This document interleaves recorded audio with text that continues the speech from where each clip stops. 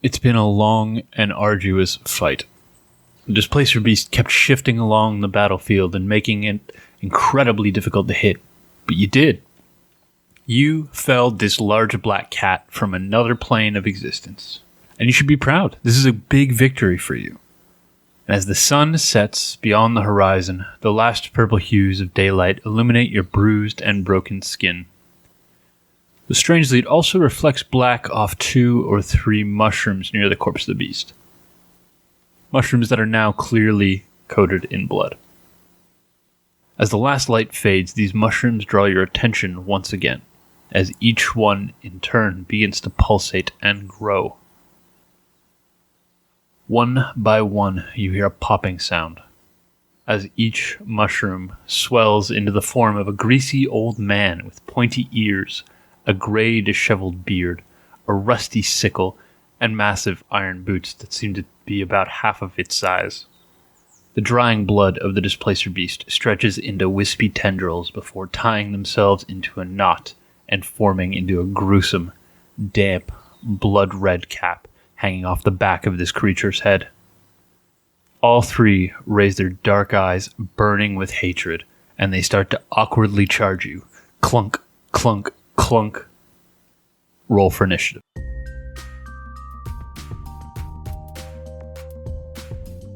Hey there, creatures, and welcome to Encounter This, a podcast exploration of the creatures from Dungeons & Dragons and the lore that surrounds them.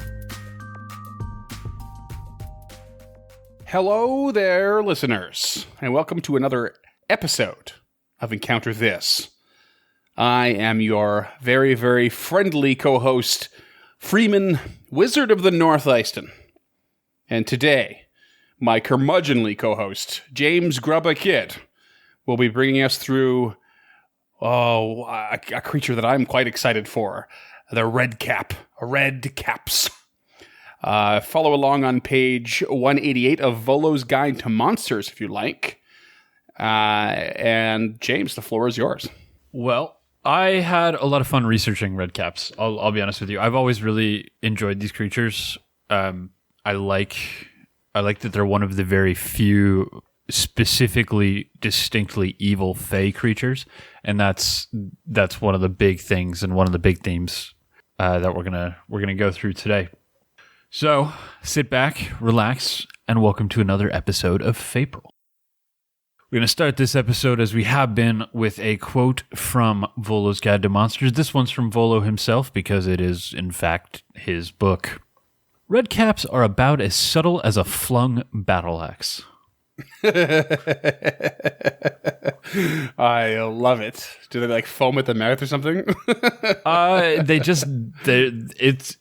It's really hard to explain it any better than that because it's so incredibly accurate. Yeah. Well, I'm loving it already. Yeah, there's not a whole lot of lore on either side for these guys, so it'll be a nice light one. But what is there is really, really cool. First thing we're going to do is we're going to touch on a factual, definite creation myth, which we don't see very often in D&D. Wait, did you say it was a factual myth? Is that what you just said? Yep. Okay. You've got me. Let's do it. So anytime there's a bloody combat on the border of the Feywild, if blood is spilled into the ground, specifically the grass, that's where redcaps might come from. They sprout up and they look like tiny mushrooms covered in blood. Doesn't immediately speak to it being a creature, but when the moonlight shines upon it, the fully grown redcaps that we know spring from the soil. And to continue to exist, they must soak their hat in fresh blood once every 3 days at minimum, though they will do their absolute best to make that happen as often as possible. The concern there is that if its hat ever dries out, these things completely vanish. And not vanish like regular vanish, go back to the Feywild, or die. They go into oblivion. It's like they never existed. Oh, weird. Yeah, so in 3E, when they vanished, they would leave behind a single tooth, and it was a magical item that made you more favorable to other Fey and was initially valued at about 1,000 gold pieces. So in 5E, they leave behind nothing. and I guess we should say they only appear in 5e and 3, which is a pretty sparse appearance for some of these fey creatures. Yeah, I mean, you usually get at least 3 editions in general, I would say. Yeah, and since 40 was kind of the fey edition, I kind of assumed they would have had an appearance there, but not the case. So when they pop out of the ground, fully formed, they look like these tiny old hunchback gnomes with these wispy long beards and like these really, really heavy iron boots and leather hat and pants. And the hat is blood red. That's the hat they need to continually soak. I believe they call it crimson. They do in a lot of the real world lore that we'll touch on. They're crimson caps or Cool. Sweet. Scarlet caps or stuff like that. So they're small, as we should probably go over. They're only about 0.9 to 1.2 meters or 3 to 4 feet tall. Okay. 23 kilos or about 50 pounds. Which when I Googled to try and find a funny weight comparison, all I could really find is that it's about the weight of a 50-pound sack of potatoes, which is ridiculous because it's right in the name. So I went with it's about the weight of a child-sized sack of potatoes because I think that's more visceral. Or about $1,000 in U.S. quarters. Okay, that's good. Oh, man. I love it. It's like they weigh about 50 pounds, which is about the same as a 50-pound bag of potatoes. That's legit what would come up. It's like, yeah, they weigh about a 50-pound sack of flour, and it's what do you do for these? Do you just like Google like what weighs 50 pounds? Yeah, there are a couple of websites out there that have like weight comparisons. Oh, okay. And I don't have them bookmarked or anything, but I usually just Google what weighs about 50 pounds, and then I find my way to one of 3 websites where they have a list, and that's great. This one had $1,000 in quarters, which I really liked, so I went with that. All right, well, we know what Redcaps, where they come from, what they look like, well, or at least how big they are. We know about their hat and their boots. What else they got? What's their general disposition? Their single desire in life is to hunt and kill and soak their hat in blood. They absolutely live for direct conflict and combat, and this is ingrained. This comes from their desire to live. They don't want to just disappear and never have existed before. Right. They prefer to attack head on. Kicking with their big old iron boots is their opening volleys. They'll just run up and kick you with these huge iron boots. I love that. They just run up and kick you. Is that supposed to kill you? The kick? Well, the kick starts. Most Redcaps carry like a massive, massive sickle because they are a lot stronger than they look. Right. Okay. Cool. And usually they hunt solo, but they can sometimes be found in packs or groups, and usually under the employ of like a dark mage or a hag or someone who knows how to create Redcaps, really. Mm-hmm. It's said that they can sense the one whose murderous acts led to its birth. So if your party spills blood at the border of the Feyland and a moon comes out and these Redcaps sprout, theoretically they can sense their maker. And one or two things will happen. They'll hunt down the maker and either try and get vengeance for the creature whose blood it's made out of, or try and create a compact with that creature in order to spill more blood in their name. Okay. So you could end up with an enemy Redcap, or you could end up with a familiar. Fair enough. but its price is always to be paid in blood because, again, no blood, no life. So when you say creator, you do mean like whose blood they came from? No, who spilled their blood. Oh, so whoever spilled the blood that created them.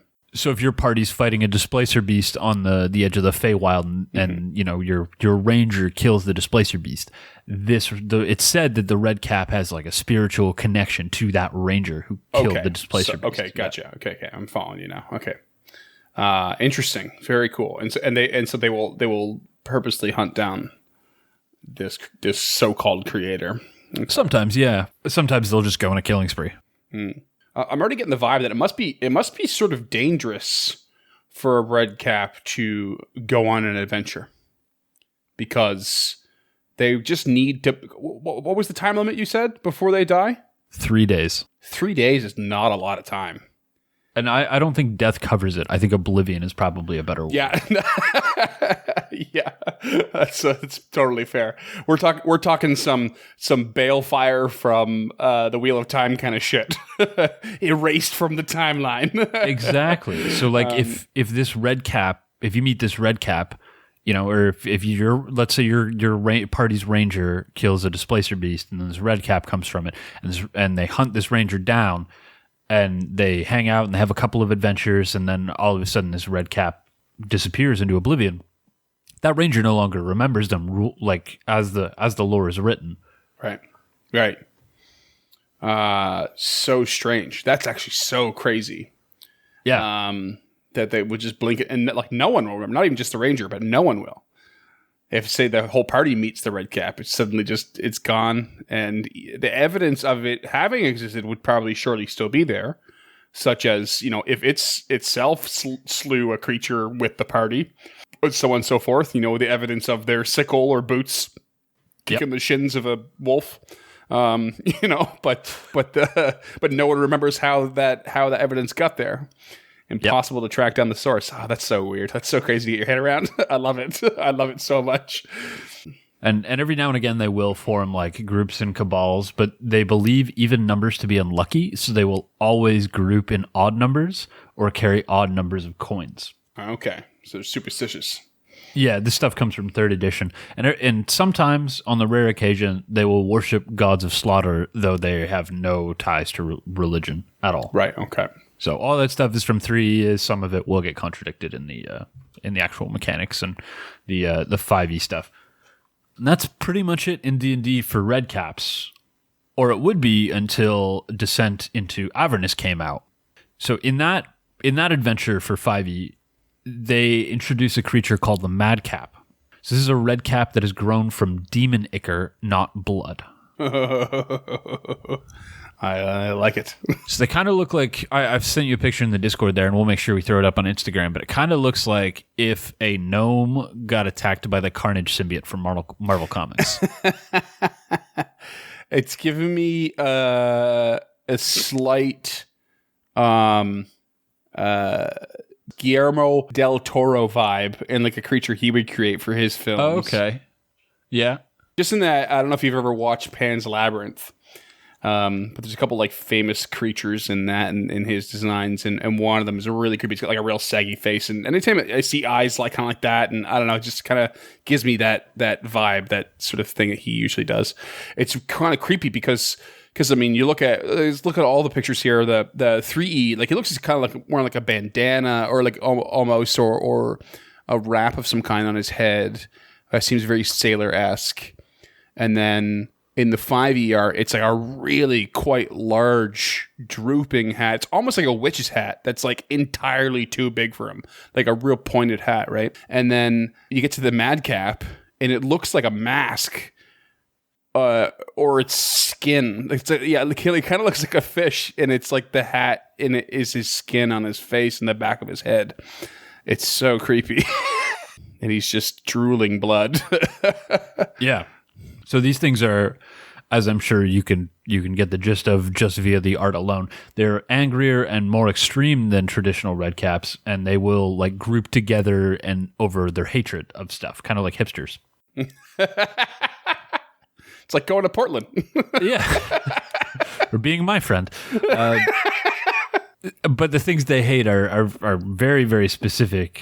The examples they give are curly hair, the word cool, or the color blue. So just like mundane, regular things they will just hate.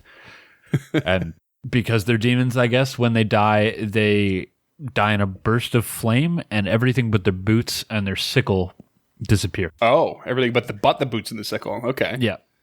So the disappointing part is there's no actual mechanical difference between a red cap and a mad cap. It's just a flavor difference. That's just stupid. Yeah, there was no. I scoured that book for a secondary stat already dead to me. Fuck you, wizards. What the hell? They're from. Just give them some fire damage. That's all you had to do. Anything. Add a tiny bit of fire damage through attacks, and that would I would not be angry about it. But there's no mechanical difference. No mechanical difference. Stupid. they should probably have resistance or something of some kind, something that's related to the hells. Yeah, or something. They cause fire damage when they explode into a ball of fire. Like there's options right there in your lore for them. But that just makes it feel like, oh well, we should have something cool here, do it unique. Oh, but we've got to maintain that CR because that's where it fits the narrative. So don't do anything different. Like what? Pretty much, yeah. And they only appear and do Descent into Avernus, so there's not really a whole lot to gripe with. They don't come up in Mordenkainen's Tome of Foes, or maybe if we get another monster manual for 5e, they'll be in that. But I'm not, based on their release schedule, I'm not exactly holding my breath for that. Yeah, fair enough. Yeah. What about have you ever heard of the term madcap? No. Madcap. It's like an older word. I just did a quick Google search. Not exactly finding first known use of it in 1591, but essentially just means that you are marked. This is from the Merriam-Webster dictionary website. Marked by capriciousness, recklessness, or foolishness. You are madcap. That sounds about right. Yeah, very very akin to like daredevil, foolhardy, brash, audacious, stuff like that. That's various synonyms. Right. Yeah. So, I mean, just the name alone kind of fits that extra angry and aggressive extreme nature. So I think that's kind of fun. Yeah, absolutely. We do have one honorable mention here that's a madcap by the name of Wazik, who served under Mad Maggie in her fortress. She is a hag that's said to have commanded an army of 60 redcaps and 30 madcaps. So we know that the odd number thing doesn't exist in 5e. Right. I don't want to say any more because we get into spoiler territory from Descent into Avernus. Sure. And the other one is a red cap, but it's also from Descent, and it's called they're called Grubba. Mm-hmm. And the only thing I think, like, this is one sentence in Descent, and it's just Grubba stole a molar from a flame skull called Barnaby. Okay. In case it's not clear, a flame skull is a creature. Yeah, we haven't covered them yet, but so they stole a molar from a flame skull, which, as you can imagine, is just a skull that's wreathed in flame. Too funny. Stole a molar. How dare Grubba? How dare you? I've been pondering over this for a couple of days now, trying to figure out how you would take a molar from a flame skull, but seriously, that's definitely a mystery. I wonder if that's just like a nod to the old they leave a tooth behind. Yeah, maybe. It could just be a slight nod, but like that's it. It's just like a one-off sentence that as far as I know, doesn't ever get picked back up again. So it's just a little bit of flavor text. It's like thrown in somewhere. Yeah, for this one random red cap in this army. Yeah, that's great. Wild. But that's it for D&D. So that brings us into the culture, into our world history. The old folklore. And they do indeed come from a section of folklore known as border folklore, which I was not familiar with. Okay. So this refers to things that happened between the border of England and Scotland. So there's this whole region that was kind of war-torn after the Scottish War of Independence, and that's where most of this folklore comes from, is that time frame in that specific region, which I thought was honestly pretty cool. Yeah. So in that lore, they're sometimes known as Powries, Redcombs, or Bloody Caps. There's different lore, and we'll touch on a couple other ones that aren't from that area, but they are murderous goblins. They're not gnomes, they're not fays, they're specifically goblins. Okay. And they live in ruined castles that were known to be the location of evil deeds. So if something evil happened in a castle, or there was a betrayal or something like that, the castle would eventually empty out, and the red cap is the creature that would haunt it. Mm-hmm. Okay. They soak their hat in the blood of their victims, and they're usually depicted as short, broad old men with long teeth, fiery eyes, grisly hair, and, believe it or not, iron boots and a pike staff in the left hand. Ooh. Which it was very specific about which hand it was in, and I don't really understand why there. Yep. Weird. I'm assuming this is around the time where they thought left-handed people were spawn of the devil, or however that lore actually went. Yeah, it probably had some cultural significance of the time. probably related to that as well, specifically. Yeah. But they would throw rocks at travelers who would just stop in their lair. And then once they would kill them, they would bathe their hat in their blood. So they would kill them with the rocks? It didn't say. I assume they would just throw rocks at them until it knocked them out and then stab them with a pike staff. But okay. I'm not going to judge their tactics here. You did write huge rocks, but you didn't say it. I just noticed now. Oh, yeah. Huge, okay. Yeah. So one of the through threads throughout this creature is that that's a dumb sentence. Is that they have they have a really high strength, so they're really strong for their size. So that's why they would have been huge rocks, like boulder-esque. Especially probably boulder for their size, like probably good enough to really like rock someone's world. If you're tossing it without much effort. Exactly. And the ones from the border folklore are immune to human strength, but they can be driven off by scripture or a crucifix. Mm-hmm. So maybe that's why they would just attack from range, so you couldn't get your cross out or start reciting verses at them. Mm-hmm. But if you did, it would cause them to vanish in flames and leave behind a large tooth. Oh, look at that! So this is so far a very, very like big pull from folklore. Like they've taken most of it, especially when it comes to 3E. Yeah, it's cited. So like you know it's a big pull. It specifically cites the border folklore, Cornish folklore. Redcap as the inspiration for the D&D Redcap. So cool. Yeah, amazing. There are a couple other varieties of Redcap, or creatures very similar to Redcaps, for one reason or another. There's one called a Kabuter, which I'm butchering. It's from Dutch folklore that resembles brownies, but they have red hats. Okay. There's one from Perthshire, which is a docile small man living in specifically Grantfully Castle, who gives good luck to those who can see or hear him. So that's very, very different. Mm-hmm. Yep. And then there's a place called Zenner in Cornwall, where all fairies are known as Redcaps because they have a penchant for green clothes and scarlet caps.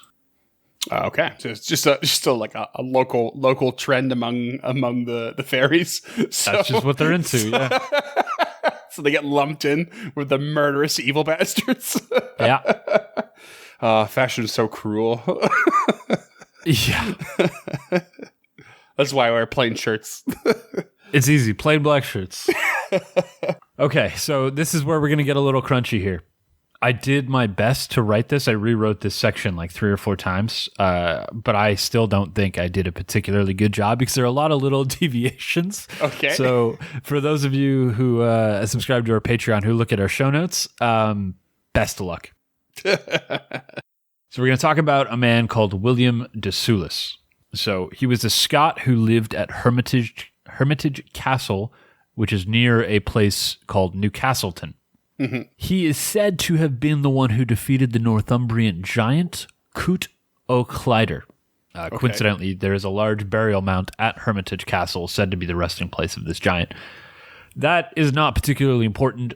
I could not find any more information on the Northumbrian giant, but that term rang a bell, so I included it. Sure. If you have any more information out there, please hit me up. I didn't have the time or the ambition to go into it, but I'm very interested. We have at some point talked about Northumbrian giants. I believe it was in the Ettins episode, the one I did. I think so too, but I could not remember to save my life. But I also do recall that there was almost nothing to say about it. It was mentioned. It's just like this. So this is the guy who killed it. Yeah, cool.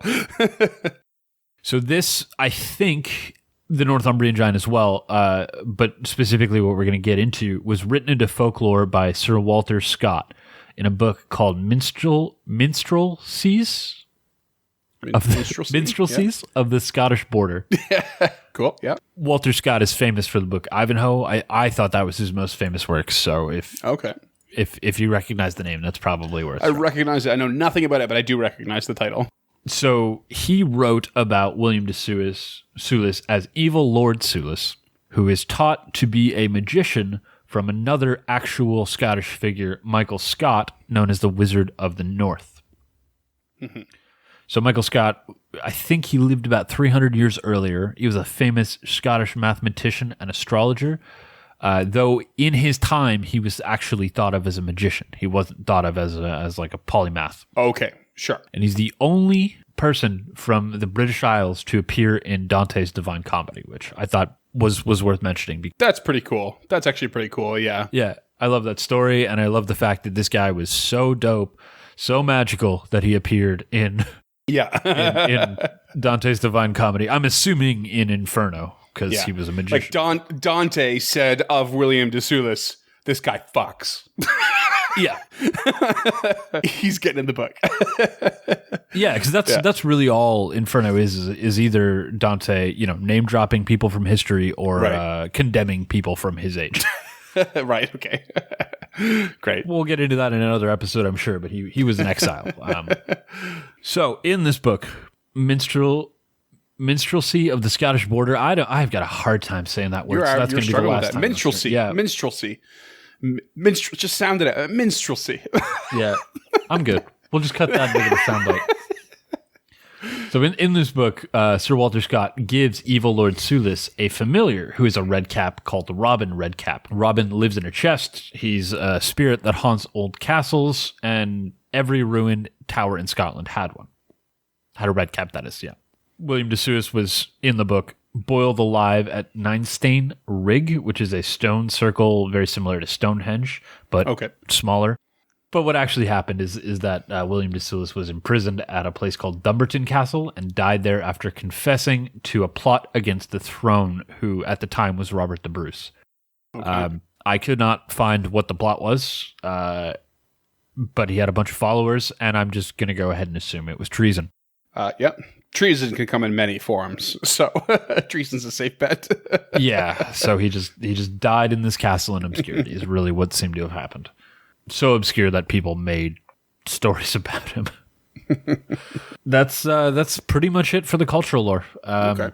There's not a whole lot out there, but what is out there I really found interesting. I went on this weird side tangent into Scottish history. You went on a tangent that I now try to avoid, because I feel like I used to do those kinds of tangents in the early days of this podcast, and just the longer I got in there, I was like, James is better at like holding himself off on these things. I get so just so into it, and I'm like, that's got to be important somehow, So I've like scaled those back, but it's I think it's really interesting too. So I'm glad you did it.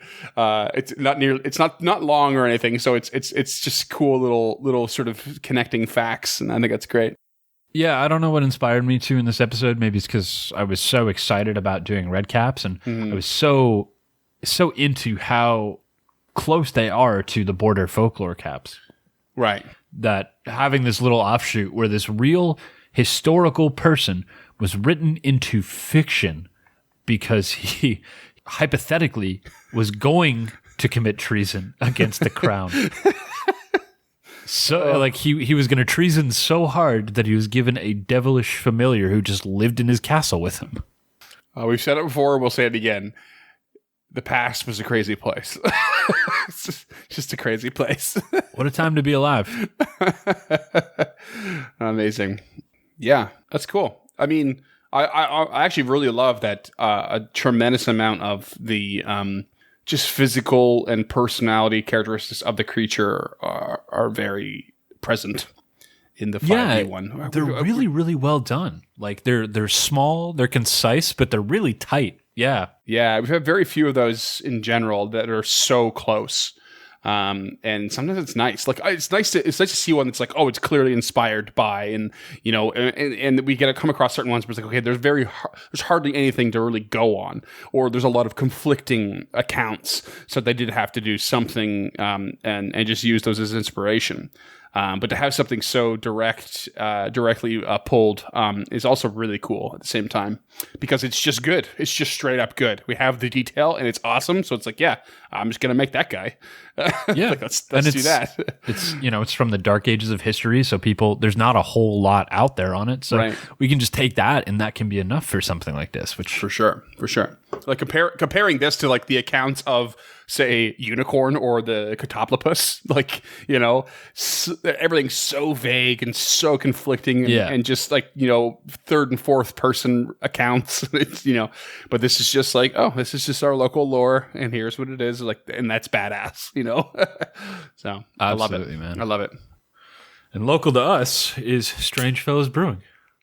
I promise that I have been consuming a blackmail stout during this episode, which I know is very important to our listeners. It's probably the main reason we have the following we have. Possibly the main reason we don't have more. Probably. It's probable. But I am currently going to crack a different Strange Fellows beer just to change it up, called the Cyclops. The Cycle Hops? The Cycle Hops. Have you had this one? Yeah, I have. Yeah. It's lovely. Single hopped IPA. The artwork's amazing. It's so left field for their usual stuff. It's literally a Cyclops on a bicycle. Actually, I mean, your apartment's probably not much different than mine right now, but since we're hitting the summer, it's getting a little warm at this time of day. Yeah, 10 degrees outside, about 1,000 inside. Yeah. It's worth pointing out maybe to the listeners that this is for the first time in a while we've recorded not past 10 p.m. I'm sure they'll be able to tell just by the sheer amount of energy that I have for this recording. Like I'm here for it. I didn't just work 8 hours in a boiling hot kitchen. Yeah, seriously. I did just finish about a 7.5 hour shift, and but I don't know. I still got the energy. The sun's out, so I'm feeling it. Fair. All right, so let's do mechanics. What do we got? You know what? Pretty simple, pretty clean, but they're great. They're great little creatures. They are CR3, 45 HP, 13 natural armor. Yep. Okay. Small, fey, chaotic evil, because of course they are. Well, they have to. They almost have to be. Yeah. They're chaotic evil, not by choice, but not through a forced evilness, but a necessity of survival, which is totally interesting, I think. Yeah. They are not necessarily born of someone's evil intent. They're not born to destroy because someone created them that way. They are born of a really strange phenomenon that seems to indicate that they shouldn't exist at all, which means everything's against them, and they need to just survive because they will die in 3 days if they don't. So the chaos and the evil they will commit to continue surviving just lines right in there. It's such a cool thing. I love that. Sorry, rant. That just hit me. That's great. Yeah. Again, these creatures are good. They're really, really good. Everything about them reflects the real world lore in such clarity that they're right. Worth the time. Yeah. They speak 2 languages though, Common, Sylvan. Sure. And they've got 60 feet of dark vision, which I don't really understand, but I don't give a shit. Yeah, that doesn't really matter, I guess. They're born by the moonlight, maybe. Yeah, maybe it's because in the real world lore they haunt old castles. It doesn't really matter, but I'm here for it. Might even just be a somewhat universal fae trait. Oh yeah, you know what it might be. I guess we'll find out next week in April. I don't really remember with sprites or pixies if they had dark vision or not. So write in and let us know. The phones are about to start lighting up. They've only got 2 stats worth mentioning. The first is their strength is an 18, so they've got a +4. For CR3, that's not too shabby at all. Yeah, their second is a con, which is also an 18. Okay. So they hit hard and they're hard to take down. One of the other bonuses that I thought was really interesting is they have a +6 to athletics, which I didn't really. I get it. Mm-hmm. I get that you got to put the +2 somewhere, but I just didn't think athletics was going to be the one.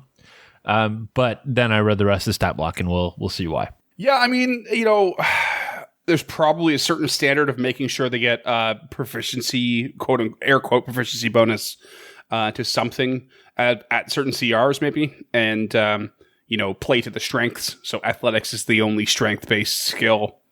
That's kind of how I would guess their approach on that is. Not only do they have an extraordinary strength for their stature, but give them a little boost on things like maybe grappling and stuff as well. They can really, I don't know, grab you by the calf and the shin and bite your ankles real good. Well, let's actually hold on to that for a second, okay, sure. and I'll bring it up when we get there. But I think there's a point in the stat block where it makes sense. They have that +2 athletics. Okay, sweet. So they've got 2 abilities.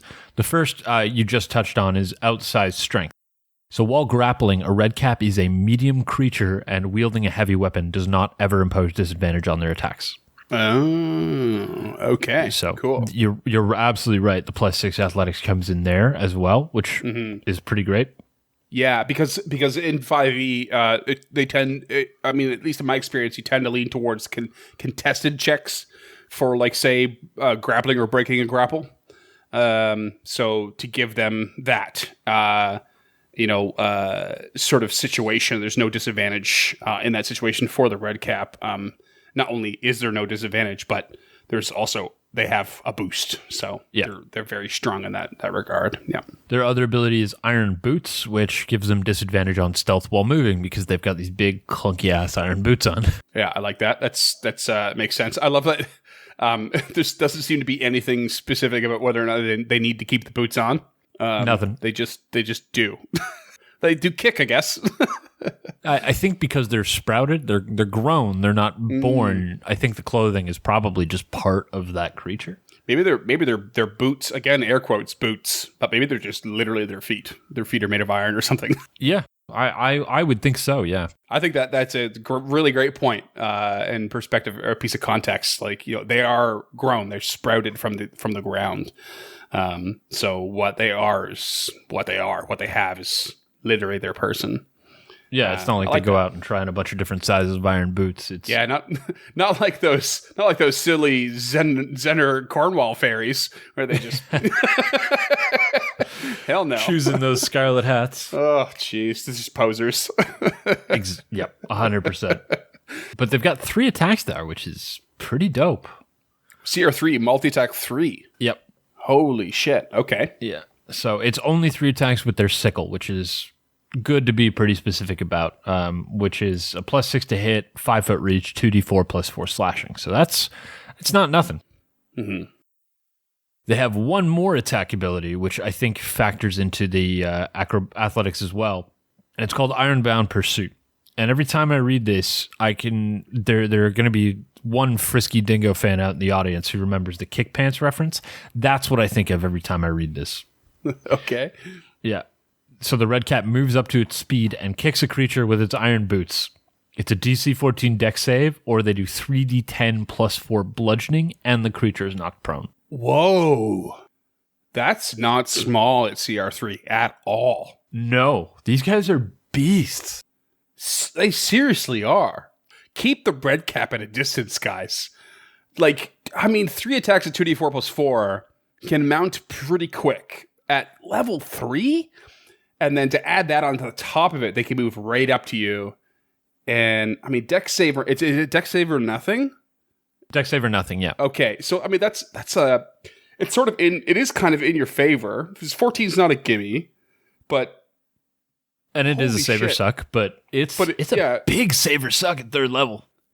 It really is. That's a big potential for damage and knocked prone. So if you for some reason end up staying prone, they could just slash you to death. And let's not forget that their goal is to kill, like permadeath, to bathe their hat in blood.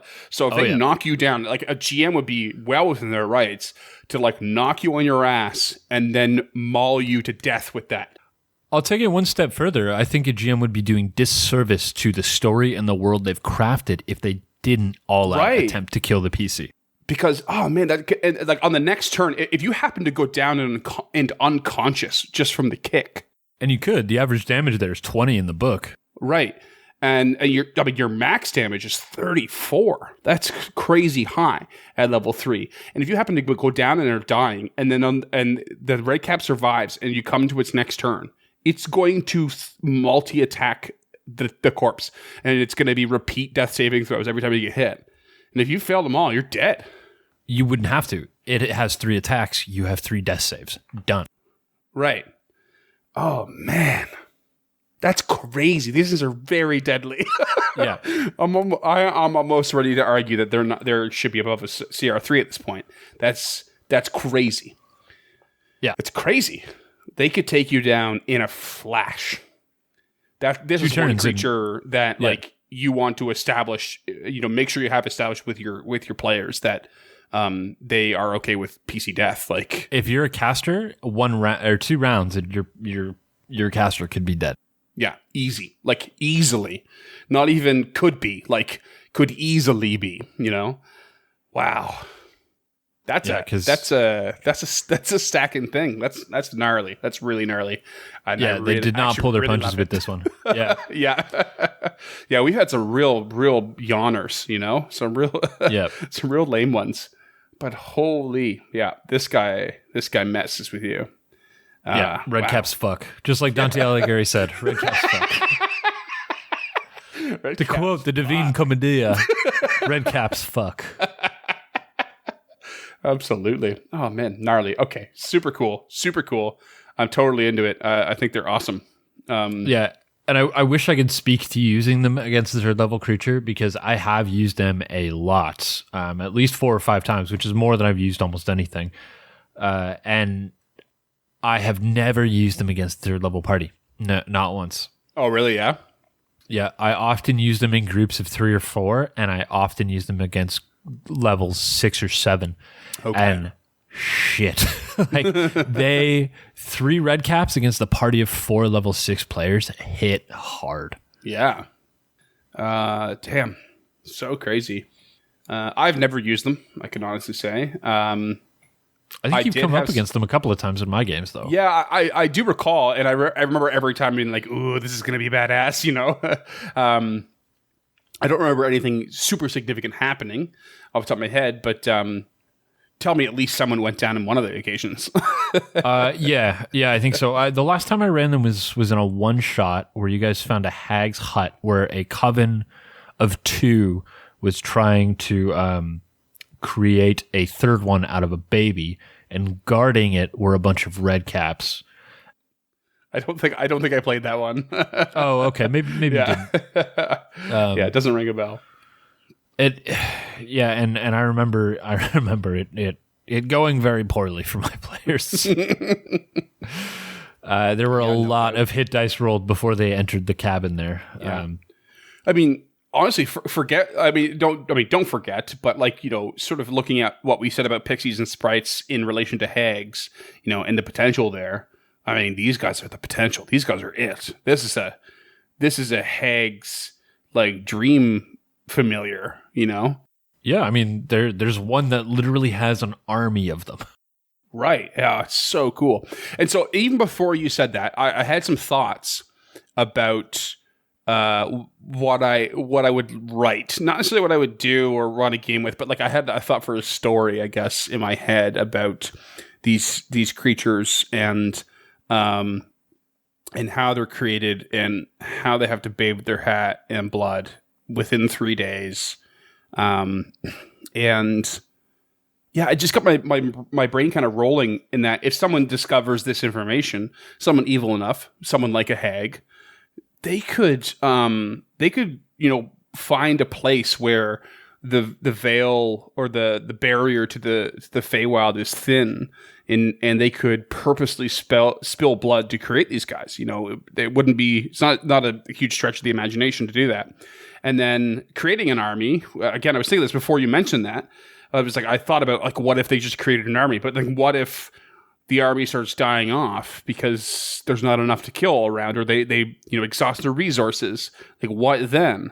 And then you have this really macabre cycle of recreating, you know, red caps for the sake of killing them, so that the current red caps can continue living. I don't know if that would work or not. If there's any, I don't know if there's any line drawn in that.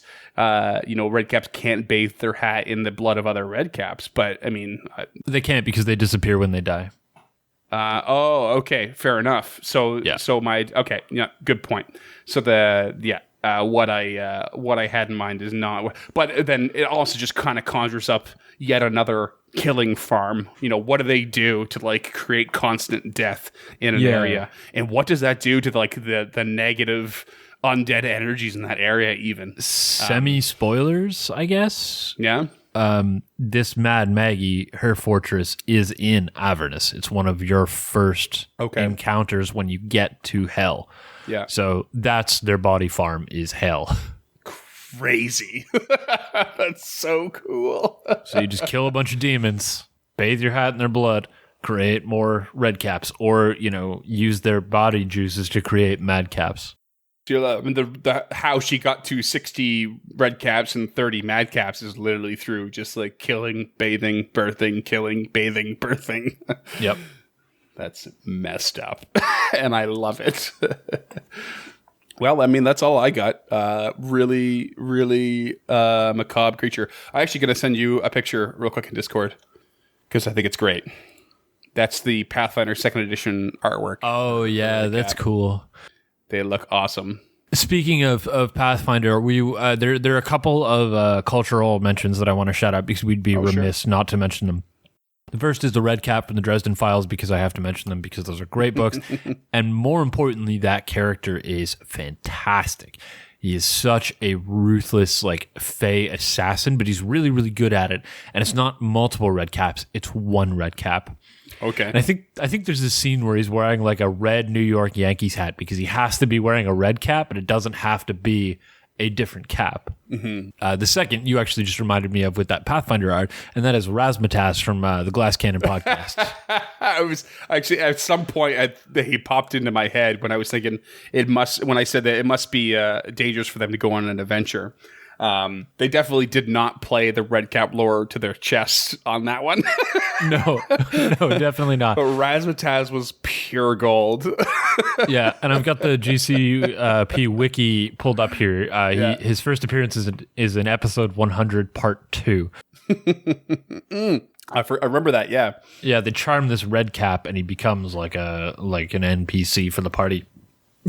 And it's they charm him for a week with one spell. It's and then they just keep repeating it. And he eventually just gets smashed by giants when they send him in on a reconnaissance or something like that. Spoiler alert. But spoiler alert for stuff that happened 3 years ago. Yeah.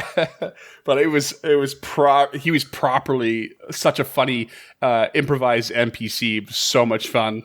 And Troy played him really well in that aggressive, I want blood murder kind of way, but just in that goofy manner.